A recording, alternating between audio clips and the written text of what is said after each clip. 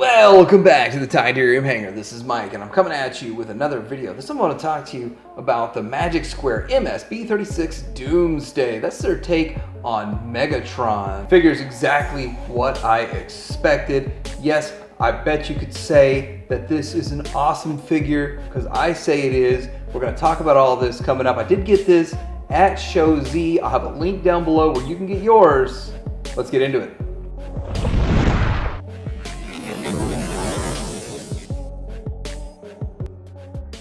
First of all, take a look at the box. I usually look at the box with the figure in it and all that, but I needed a little bit more time with this guy because there's a lot to it. There's always a lot to a Megatron every time, but standard Magic Square packaging looks really good. They go out of their way to make this look super G1 with their own spin. So here he is in his gun mode. It's a rather nice looking gun mode. It's pretty good for Legends. And there's a lot of panel lines and stuff. You're gonna have that with it being in a gun mode, but it has this nice trigger here. I think this is probably the better side. No, there's pins and everything. You can see the pins everywhere.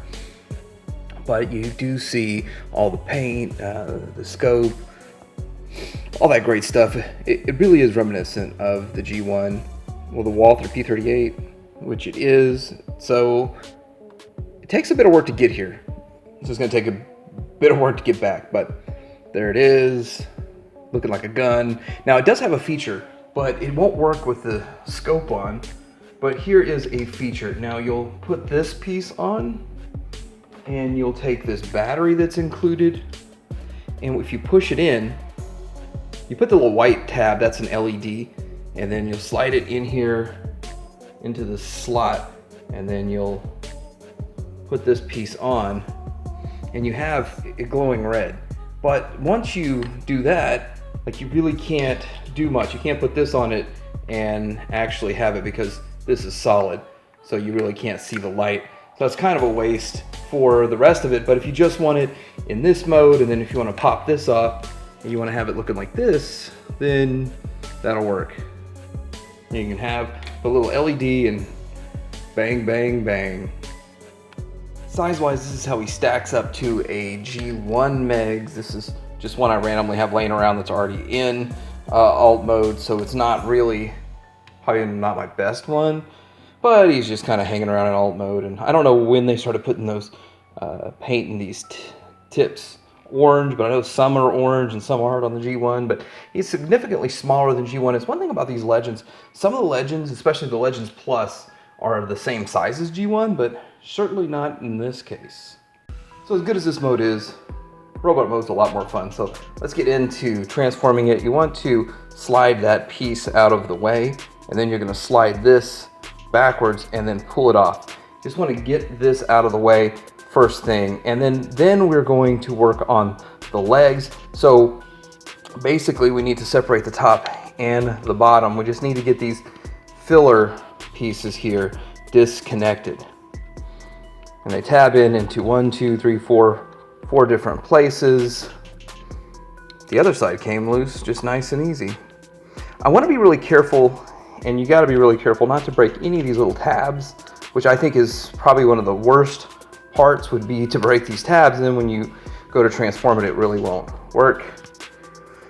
There's that. Now we can kind of pull this up and get this sort of disconnected here and out of the way so that we can work on the legs. You can see it's already turning into a robot very quickly. So we're going to separate this. There's tabs here, tabs in the back, tabs right here on that piece. So we're going to go one leg at a time.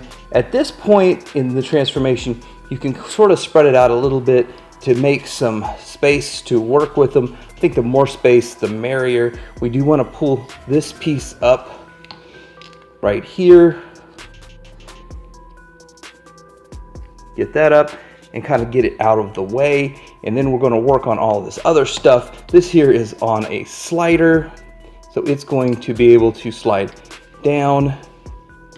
Once we, of course, disconnect this tab too, there's a lot of tabs on this thing, so that we can free range slide that. You slide that down, you fold this. Okay, You're sliding that section and you're folding this section and you're recreating the leg once it's down below. You need to tuck this piece in before we do that. Fold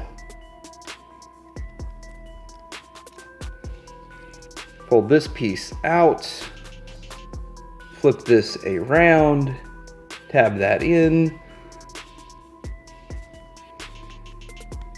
bring this piece here,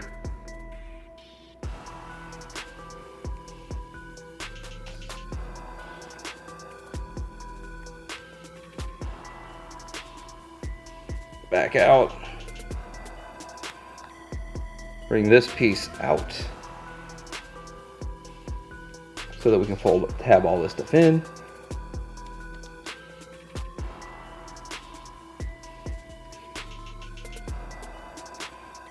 There's a tab in here, 2 tabs right here, and let's get it all tabbed in.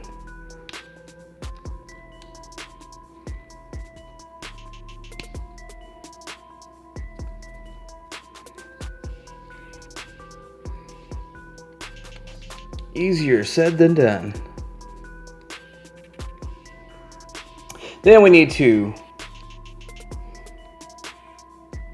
rotate and get it orientated properly. There we are. And there we are. I think we got one leg pretty much done. Let's do the other side a little bit better than that. First thing we need to do is disconnect this piece right here. We're going to fold up this piece here, and then we're going to disconnect right here this tab, which seems to just come disconnected all the time anyway, sliding this mechanism down. You disengage that foot and get that slid all the way down on this sliding mechanism. We're going to rotate this secondary mechanism down, and then we're going to start connecting things. We do need to pull this piece here out, so let's disconnect that.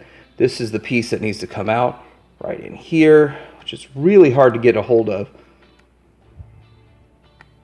There. That piece is going to come out, and then tab that in, flip this piece inside, and tab it all together. Align this, flip it around, and get this inside piece set up. And you've got your legs, for the most part, ready to go. Let's get into this upper body, which is kind of crazy. We are going to fold out the pelvis pieces. Wow, those are tight. Those are just tight. Use your nature spudgers. Whenever it feels too tight, I want to go a little easier.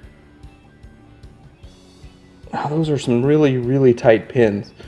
And so I want to figure out why. It just feels so much tighter. I do not want to break it.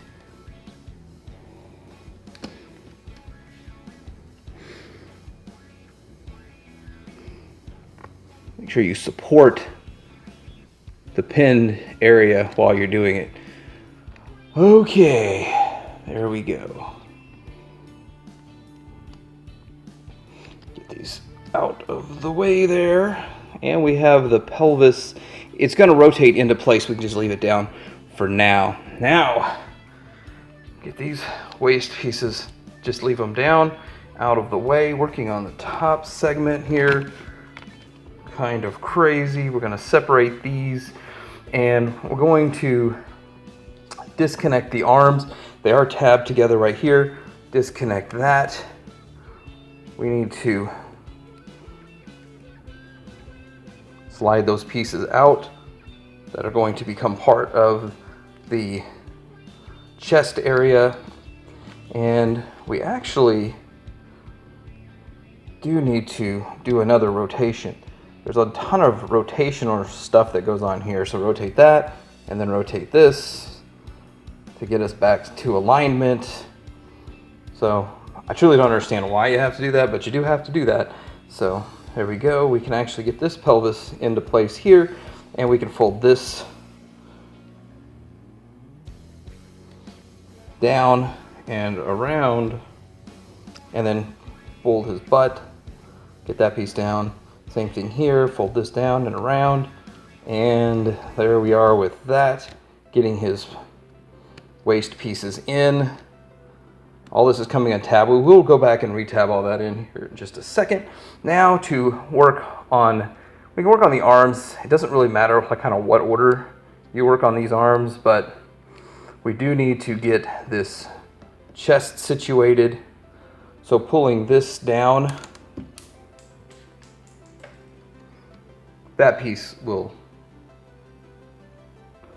that piece just fell off. Okay, we're going to move this down and fold it out, and then it's going here, you just kind of slide it over and tuck this under and get that out of the way, and then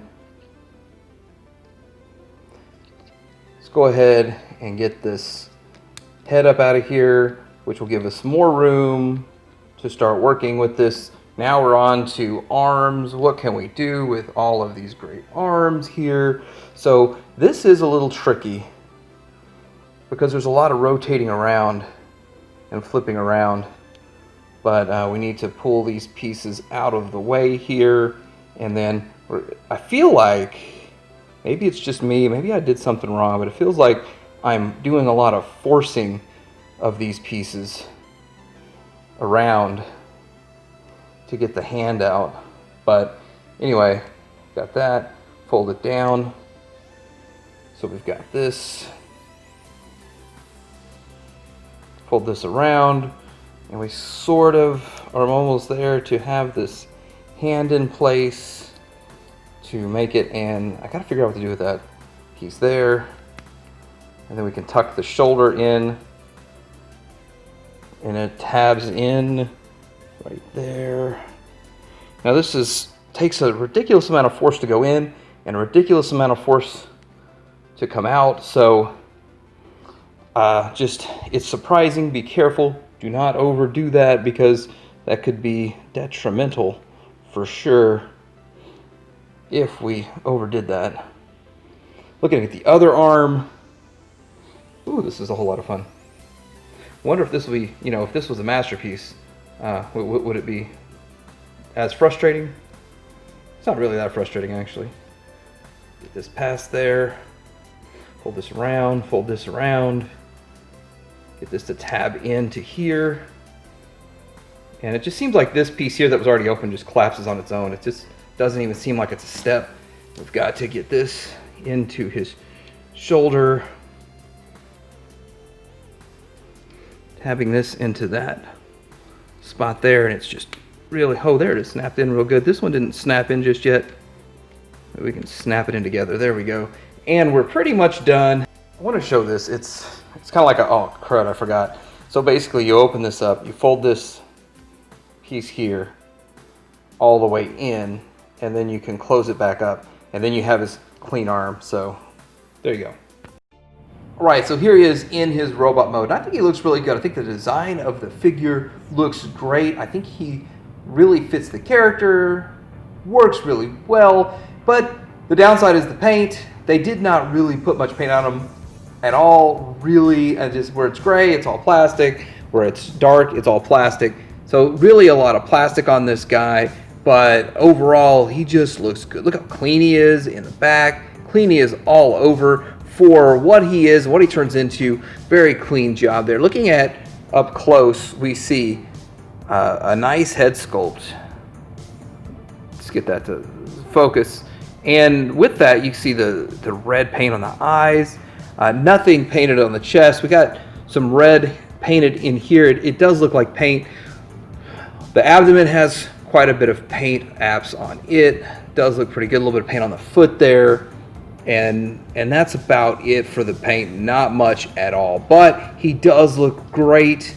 I do like the way he looks. His pelvis is pretty clean, and it does look a whole lot like what we know to be Megatron. This guy does work. Let's look at articulation. We have the head side to side, and you can go up because of the transformation. Arms don't quite go out to the 90, but you have the 360. No butterfly really to speak of. You do have some sort of bicep swivel. You do have, it seems like a double joint, but you don't get the double joint out of the elbow. Really not that big of a deal. And of course the standard movement right there. You do have an ab crunch, a pretty severe ab crunch, and waist swivel. So you can get a lot of poses out of them. And with this you do have leg movement. Not sure how to get that working, but doesn't really go to the 90, back a little bit more. You do have a universal, a bit of a universal, and you have knee swivel, and you have past the 90, and a lot of stuff going on with the ankle here, tilt down and side to side. Pretty much what you need. He has the obligatory mind control helmet for one episode, and he has that gun to shoot the fatal blow to old Optimus Prime, of course.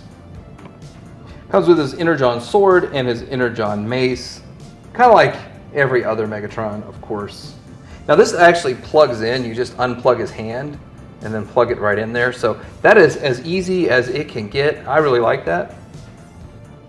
Also has tons of other accessories. Has 2 chest plates, one a little bit smoother, one is for the battle damage, 2 closed fists instead of the partially open, 2 fully open hands, saw blade, this piece right here, which you could connect this and then you could connect the mace or something else, however you want to do it. I'm not sure there. And then you also get this gun, like he can hold himself, have Starscream holding him, or you can switch out this bottom just to have it kind of like a display just laying around.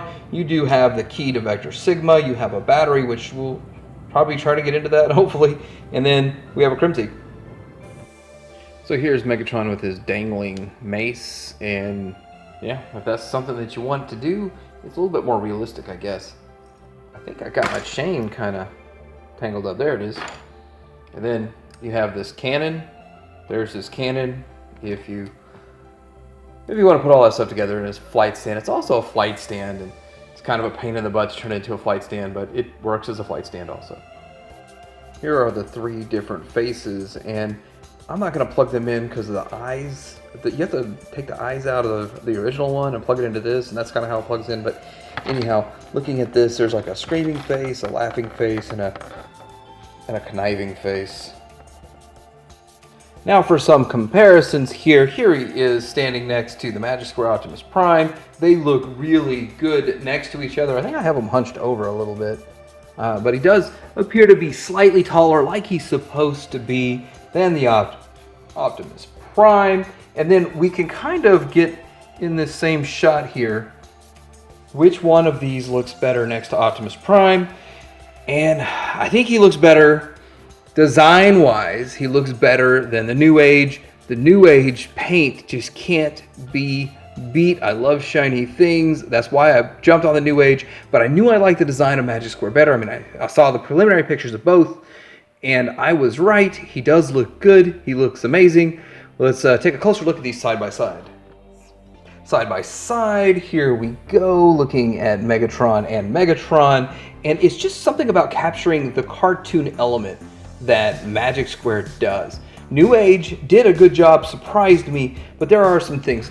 First off, the pelvis looks so much better. The abs, the abdomen area looks so much better. Then when you get into some stuff about like on the arms, let's do this, and you've got, and here is just kind of the lower area. They're both a little bit kibbly, but I just kind of like the look of this better. Let's check them out from a side view. And from the side view, they both look decent. Let's get the arms out of the way. And I just think this looks a little cleaner on the waist, a little cleaner pretty much all the way around. The back is just completely better with Magic Square. Keep that in frame. And just looks so good. I knew they would do a good job. This is just outstanding. I love it. I love it. Wish they would have a little bit of paint on it though. Like, why can't they inherit a little bit of this new age paint scheme? How come they can't pull that off? When they do paint it, it just doesn't look this premium. So that's the problem. We need the best of both worlds. Here he is with Starscream and Soundwave. Now this is not Magic Square Starscream, it's the Oversized McFans Toys version of DX9. I will be getting the new age upscaled versions eventually, but I do think that this looks good as a team, just the way it is. Everything looks fine here. Everything's fine here. Here he is next to the reaction figure. Let's try to reduce this glare as much as we can. And I know everybody that watches me hates reaction and what they did with these figures, but I still think it's really cool that they exist. I like them.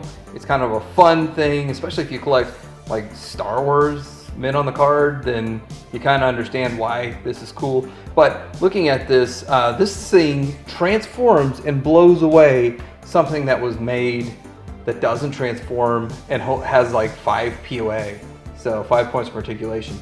So that's impressive itself. So now the big question of the day is, will they upscale this guy? Will they make him masterpiece scale? Kind of like what they did with Prime. Now what they did, Magic Square came out with their Prime in masterpiece scale, and then they came out with their Prime in Legends scale. And they share similarities, but as you can see from these two, there is a difference from Legends to Masterpiece. They don't look exactly the same. They look really, really close. And it starts to make me wonder, starts to make me think, will they make this guy in Masterpiece scale? If they make him in Masterpiece scale, do we want that? The answer is yes. A big, definite yes. If they could do it for about the $100 mark like they did with this guy, maybe he'd be in the 130 range. Who knows? But even in the 130 range, it would be worth it. All those people out there that want a really good looking Megatron. Now, I would like to see them do a little bit more with paint. Again, look at this. This is the Magton version. He shines, he bling blings. I'd like them to match that if they could. But imagine what this would look like this big with a little bit more engineering like they did with this one. I think they could do it. And yes, bring on a Masterpiece Ultra Magnus, kind of like they're doing with the armor with their Legends. So this has been the Magic Square MS-B36 Doomsday. I think it's a great figure. The design was actually very, very good. I can't believe that this thing transforms. Looks so good in both modes. Would make for a great Masterpiece transition. Would be an outstanding addition to any collection in the Masterpiece, any Legends collection. I think the size is just right. It works. It would work with your McFans Toys KO Oversize with the Plus. Great figure. I really like it. I'd like to see it with a little bit more paint. Let me know what you think. I got a link down below. You can get yours at ShowZ. Like, subscribe to Deer Hanger out.